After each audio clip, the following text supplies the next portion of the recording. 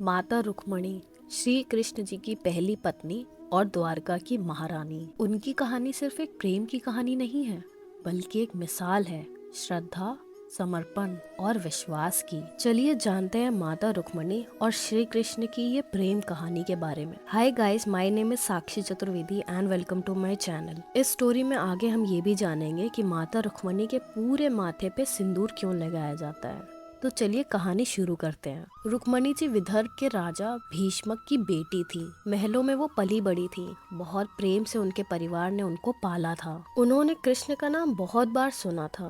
सिर्फ 13 साल की थी वो जब उन्होंने कृष्ण जी को पहली बार देखा था, कंस का वध करते हुए। कैसे उन्होंने कंस को मार के लोगों पे हो रहे अत्याचार को रोका था। और तब से ही मानो उनके मन और तन में कृष्ण बस गए थे। और छोटी सी उम्र से ही रुक्मणी जी ने कृष्ण को अपना पति के रूप में मान लिया था। उन्होंने अपने कमरे में हर जगह मोर पंख सजा दिए थे, कृष्ण की मूर्तियां लगा दी थी और दिन रात बस कृष्ण कृष्ण किया करती थी। लेकिन रुक्मणी को नहीं पता था कि इस प्रेम के लिए उन्हें बाकी सब कुछ त्यागना पड़ेगा, क्योंकि रुक्मणी के बड़े भाई रुक्मी इस चीज के बिल्कुल खिलाफ थे। उनको नहीं पसंद था कि उनकी छोटी बहन कृष्ण को प्यार करे या उनसे विवाह करे, क्योंकि रुक्मी कृष्ण के बिल्कुल खिलाफ थे।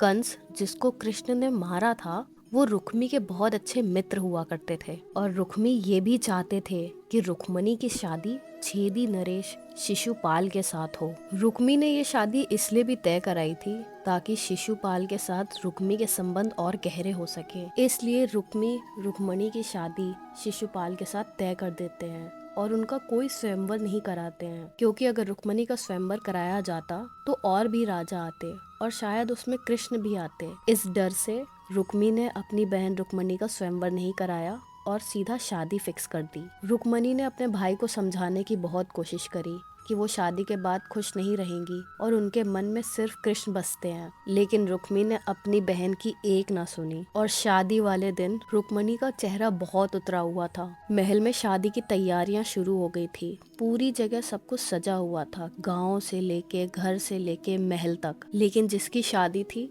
वही तैयार होने को नहीं राजी था, रुक्मणी। उन्हें समझ ही नहीं आ रहा था कि वो क्या करें, कि वो अपनी ये दिल की बात कृष्ण तक कैसे पहुंचाएं। शादी वाले दिन रुक्मणी से एक साधु बाबा मिलने आते हैं, उनको आशीर्वाद देने के लिए। और आशीर्वाद देने के बाद जब वो जा रहे होते हैं तो वो उनसे बोलते हैं कि मैं आपकी शादी में नहीं आ सकता, क्योंकि मुझे किसी काम से मथुरा जाना है। रुक्मणी जैसे ही सुनती हैं कि वो बाबा मथुरा जा रहे हैं, उनके दिमाग में कृष्ण आते हैं और फिर वो एक पत्र लिखती हैं और बाबा से विनती करती हैं कि वो इसको अगर कृष्ण तक पहुंचा सकें। वो साधु बाबा उनकी ये बात मान जाते हैं और बिना किसी को बताए वो पत्र लेकर कृष्ण तक पहुंच जाते हैं। कृष्ण जी को जैसे ही वो पत्र मिलता है, वो देखते हैं कि रुक्मणी ने उस पत्र में अपने प्यार का इजहार किया है। उसमें लिखा होता है, हे कृष्ण, हे द्वारका नरेश, मैं आपको अपने पति के रूप में पाना चाहती हूँ। अगर आप मुझे मेरी शादी से पहले लेने नहीं आए तो मैं अपनी जान दे दूंगी। कृपया मुझे ले जाइए। हालांकि कृष्ण जी ने रुक्मणी को कभी देखा नहीं था, लेकिन उनके चर्चे बहुत सुने थे और कहीं ना कहीं मन ही मन कृष्ण जी भी रुक्मणी को बहुत चाहते थे। और वैसे भी कृष्ण विष्णु का अवतार हैं और रुक्मणी माँ लक्ष्मी का, तो उनकी शादी होने से तो कोई नहीं रोक सकता था और ना ही उनका प्रेम कोई छीन सकता था। कृष्ण जी भी ये देख के बहुत खुश थे कि कैसे रुक्मणी ने अपने प्रेम का इजहार किया इतनी वीरता से, जो उस टाइम पे करना आसान नहीं हुआ करता था। और फिर क्या था, कृष्ण जी निकल गए विदर्भ के लिए अपनी रुक्मणी को लेने। रुक्मणी ने उस पत्र में ये भी लिखा था कि अगर आप मुझे लेने आएंगे तो मैं इस समय पे इस मंदिर जाऊंगी, तो आप मुझे वहीं मिलिएगा। रुक्मणी को पता नहीं था कि कृष्ण उनको लेने आएंगे भी कि नहीं, लेकिन रुक्मणी किसी तरह घर पे बहाना करके शादी से पहले मंदिर जाती हैं। लेकिन रुक्मणी के घर वाले उनको अकेले नहीं जाने देते मंदिर। उनके साथ उनकी बहुत सी दासियां जाती हैं और उनके साथ एक सेना जाती है। मंदिर पहुंचते ही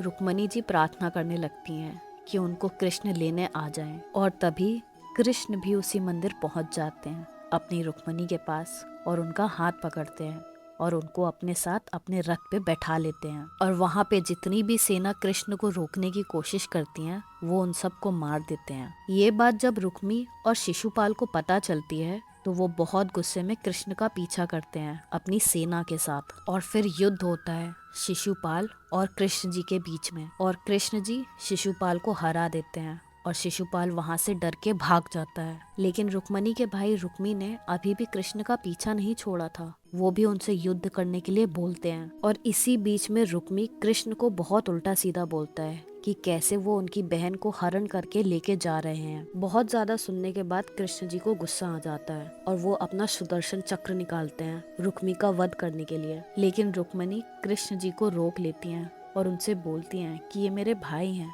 आप इनको मत मारिए। और फिर कृष्ण जी अपनी पत्नी रुक्मणी की बात मान लेते हैं और रुक्मी की जान बख्श देते हैं। तो ये थी कहानी कृष्ण और रुक्मणी के मिलन की। अब हम जानेंगे कि रुक्मणी के पूरे माथे पे सिंदूर क्यों लगाया जाता है। तो एक मणि थी जिसका नाम था श्यामंतक मणि, और वो बहुत ही वैल्यूएबल मणि हुआ करती थी। तो सब लोग बोलते थे कि उसको कृष्ण ने चुरा लिया, लेकिन ऐसा कुछ भी नहीं था, बल्कि वो मणि तो जामवत के पास थी। तो कृष्ण जी इस आरोप से थक चुके थे और वो मणि वापस लाने का फैसला करते हैं और वो जामवत की गुफा जाते हैं उस मणि को लेने के लिए। लेकिन जामवत उनको वो मणि देने के लिए मना कर देता है और फिर उनका युद्ध चलता है और फिर जामवत और कृष्ण जी का युद्ध होता है और वो एक गुफा के अंदर होता है और किसी को भी नहीं पता चलता है कि अंदर कौन जीत रहा है और कौन हार रहा है, क्योंकि कृष्ण जी की पूरी सेना बाहर खड़ी थी और कृष्ण जी अकेले ही जामवत की गुफा गए थे। और ये युद्ध 28 दिन तक चलता है, जो कि एक बहुत लंबा टाइम है। और इसी बात से रुक्मणी बहुत परेशान हो जाती हैं कि उनके कृष्ण कैसे होंगे,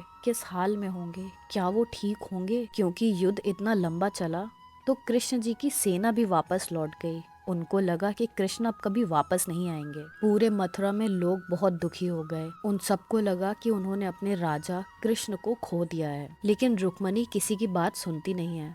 वो यकीन नहीं करती कि उनके कृष्ण को कुछ होगा। तो वो कृष्ण की सुरक्षा के लिए माँ पार्वती के मंदिर जाती हैं और माँ पार्वती के मंदिर जाके वो माँ पार्वती की आराधना करती हैं। फिर माँ पार्वती रुक्मणी जी को अपने दर्शन देती हैं। फिर रुक्मणी जी अपने दिल की बात माँ पार्वती को बताती हैं और अपने पति अपने कृष्ण की सुरक्षा के लिए विनती करती हैं। माँ पार्वती ये सब सुनकर कुछ नहीं कहती, सिर्फ मुस्कुराती हैं रुक्मणी को देखकर और उनके पूरे माथे पे सिंदूर लगा देती हैं। ये देख के रुक्मणी जी समझ जाती हैं कि उनके पति उनके कृष्ण को कुछ भी नहीं होगा और वो सुरक्षित हैं।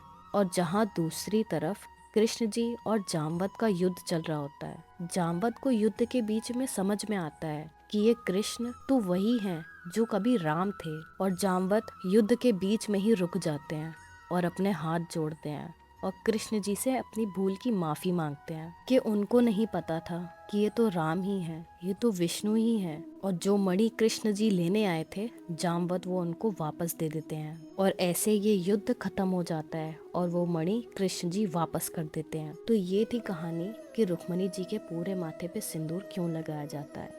इस सिंदूर का अर्थ था कि कृष्ण जी हमेशा सुरक्षित रहेंगे। और आज भी शायद इसीलिए शादीशुदा स्त्री अपनी मांग में सिंदूर इस विश्वास के साथ लगाती हैं कि उनके पति हमेशा सुरक्षित रहेंगे। रुक्मणी जी ना केवल कृष्ण जी की पत्नी थी, बल्कि लक्ष्मी जी का अवतार भी थी। उनके बिना कृष्ण के अवतार की कहानी अधूरी सी है। उनकी भक्ति इतनी गहरी थी कि उनका नाम हमेशा कृष्ण के साथ ही लिया जाता है। उन्होंने हमेशा कृष्ण के साथ खड़े रहकर उनका राज्य, उनका युद्ध, उनके धर्म को संभाला और इसीलिए उन्हें द्वारका में द्वारकाधीश्वरी के रूप में पूजा जाता है। माता रुक्मणी की ये कहानी हमें सिखाती है कि प्रेम सिर्फ एक भावना नहीं है, प्रेम में विश्वास है, समर्पण है और अपने प्रिय के लिए त्याग करने की शक्ति है। उनका जीवन हमेशा हमें ये याद दिलाता है कि असली प्रेम वही है जो भावना से जुड़ा हो,